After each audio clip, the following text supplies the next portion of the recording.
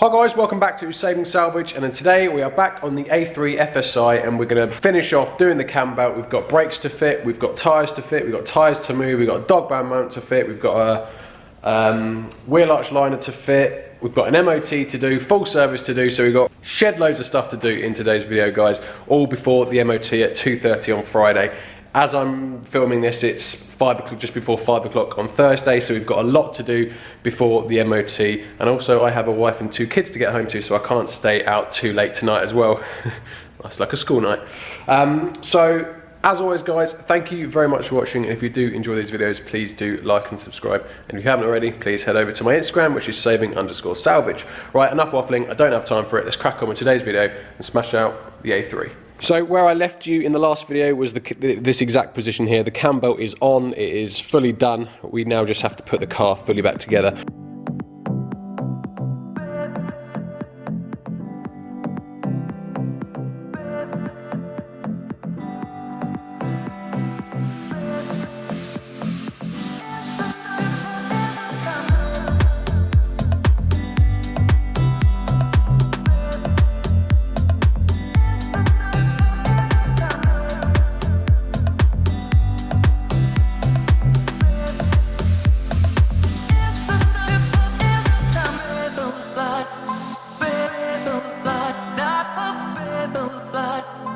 Right, so that's the Cambelt 95%, well it is back together. What we've got just to do now is swap over the coolant bottle. I have my new one here. The reason I'm changing this is because I had a level sensor fault, even though the level was at max. Common problem on these, and it is usually 95% of the time, this sender here, which is basically just a level sensor. It is built into the coolant bottle. So to rectify the fault, as you can see, we buy a new coolant bottle. They're not expensive, you can get them sort of between 12 and 25 quid for a new bottle with integrated sensor, so it's not too bad. So fairly simple to replace it. All I'm going to do is, the lid is still on, yes it is, so I'm just going to hold the coolant out the way, take the 2 hoses off, and then put the 2 hoses onto the new one, and then transfer as much of the coolant over into here as I can. So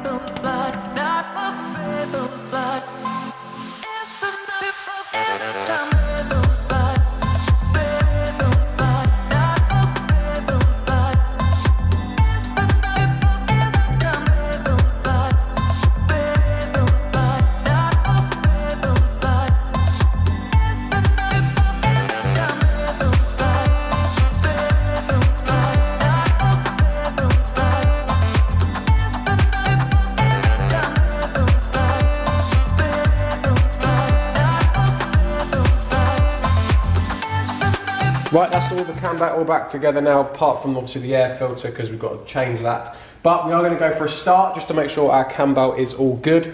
Moment of truth, I guess.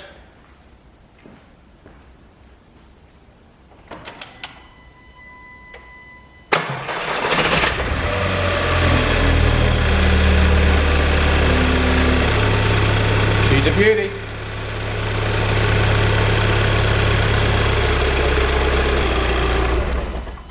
No, she's all good. So that's the Cambelt all done now. So what do we move on to now?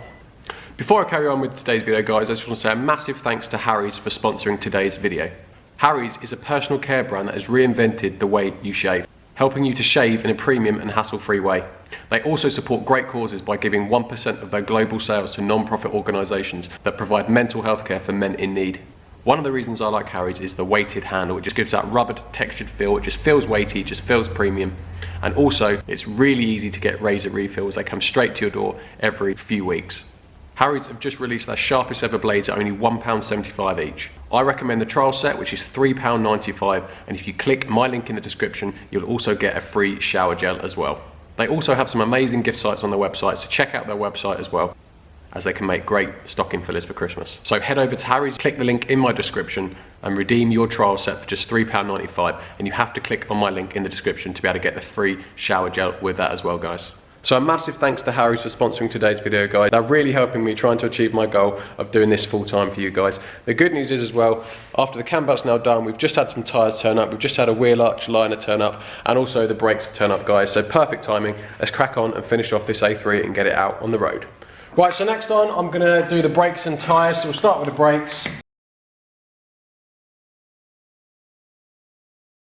I'm sure you've seen me do discs before, but on this, let's bring it a bit closer. Just spin it back around. So on this, you've got a spring clip here, which I'll just ping it out actually while I'm here. Cover my face. There we go. It's just a little spring clip. Just ping it out. And then we'll move it round. And on the back here, you've got two covers that you just take off. There's a 7mm Allen key bolt. We just want to undo those, which will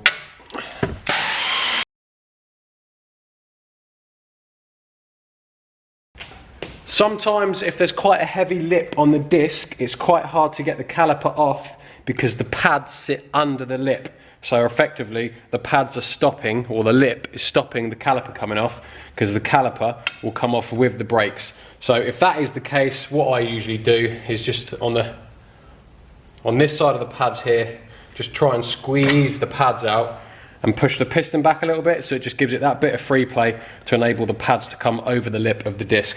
But in this case, I don't think we're going to have a problem, because a lip of the disc isn't our problem, it's the corrosion behind it. So they should come off nice and easy. He says. There we go. Just leave that up here for a minute. Pull off the old brake pad. Chuck that over there. Prise the old pad off. Right, to get the disc off, there is one just locating lug here, which is a T30. These sometimes can snap, so you've got to be quite careful.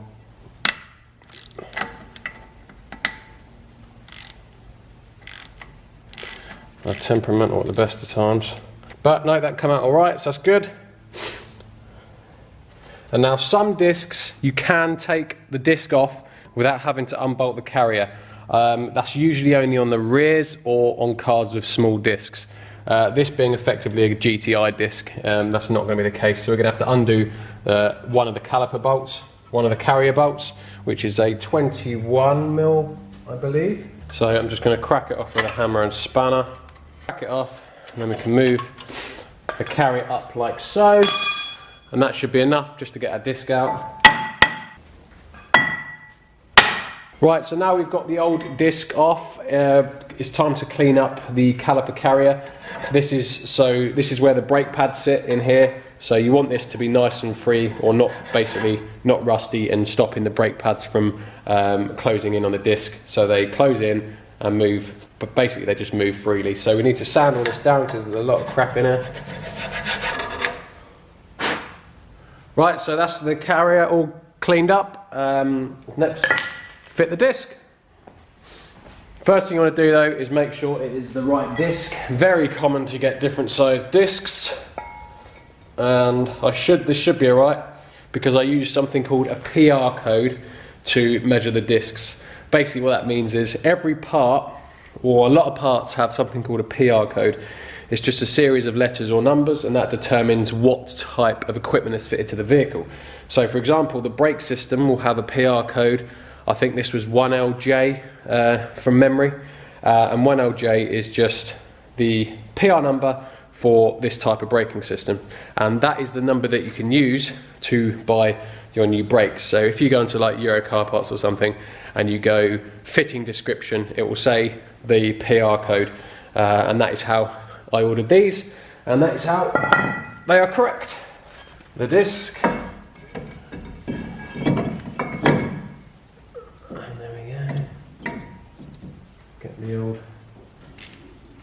There we go.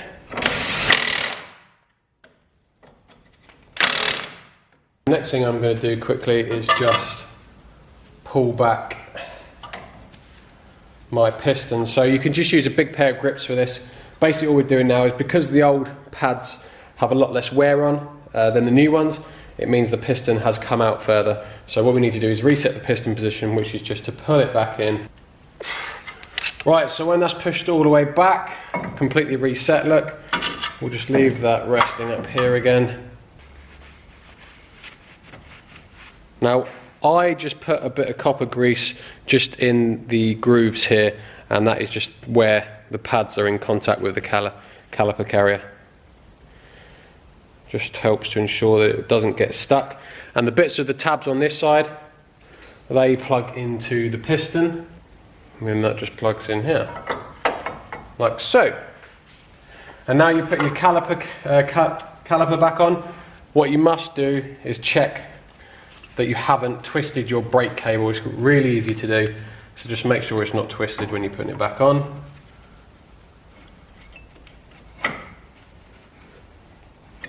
Make sure your pins, caliper pins are out as well, so it'll go back in.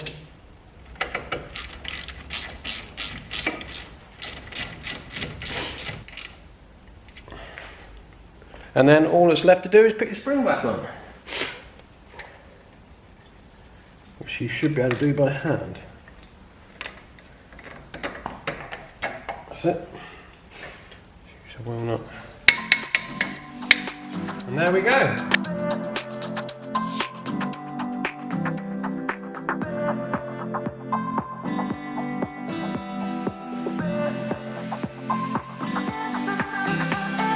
That's now the front brakes all done. The only difference between the other side and this side is this side has a wear indicator for the brakes, and that is just a simple sensor that's built into the brake pads that you'll get on the new set of brake pads, and it's just a little wire that comes out. You just feed it through the middle, wire comes out here, and it's just a connector for it here that you just unplug the old one, plug the new one in, and job's a good one. Right, it's on to the service, and obviously we've already done the oil filter and the oil change, so all we've got to do is spark plugs and the air filter, which is built into the engine cover, and the pollen filter as well. But if I'm honest, if I don't have enough time to do the pollen filter, I'll do that when I get back from MOT. So, start off here. There are normally a couple of screws in here, but there are none on this one, which just hold the coil pack wiring loom in. I might actually put, some of them don't actually come with screws, but some of these clips have broken off, so I've just got a little tool, which goes under there, just pings them off. Oh, there we go, there we go. Just move that wiring loom out of the way, use my little lever just to pop the coil packs up.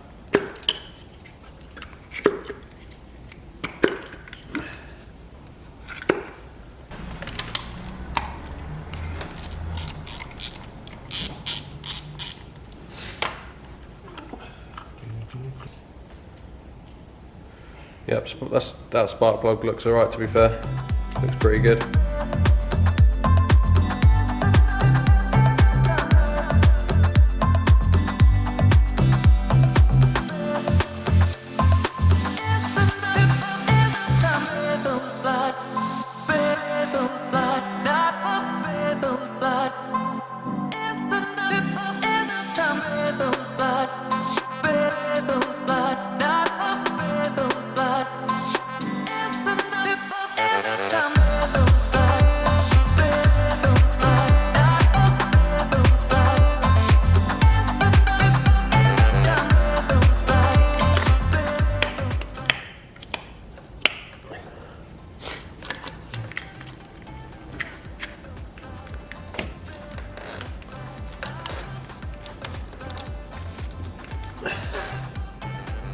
Right, so that's the spark plugs all done, so next we're going to do the air filter, which is built into the underside of the onion cover.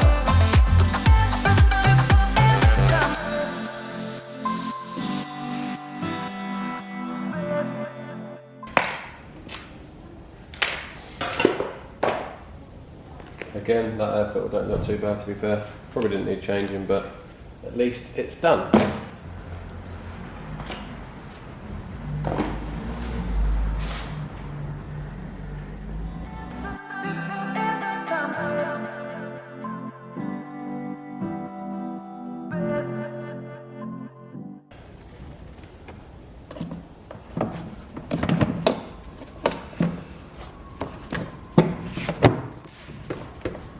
go.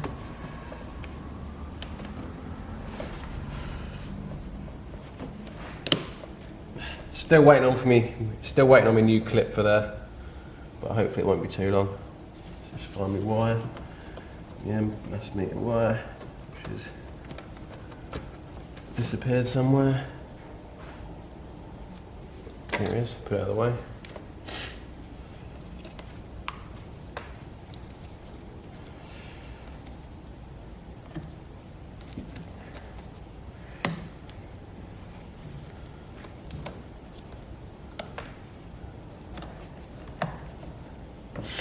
There we go.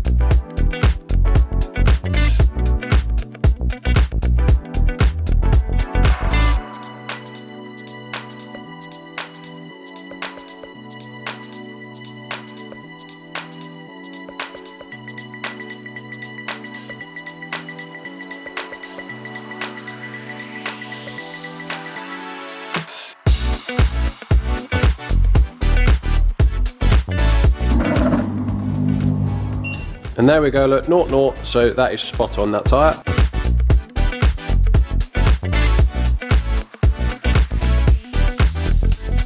Right, car's all back together, ready to go to MOT. There's one last thing I've got to check, and that is the lights. I've literally got MOT in 15 minutes, so I probably shouldn't have left it this late to check lights, but we'll give it a go. I've also just removed the rubbish yellow writing on the windscreen as well, so that's gone. So what we got? Yep. Box. Beautiful in yellow, yeah, all good. All good, all good. Yeah.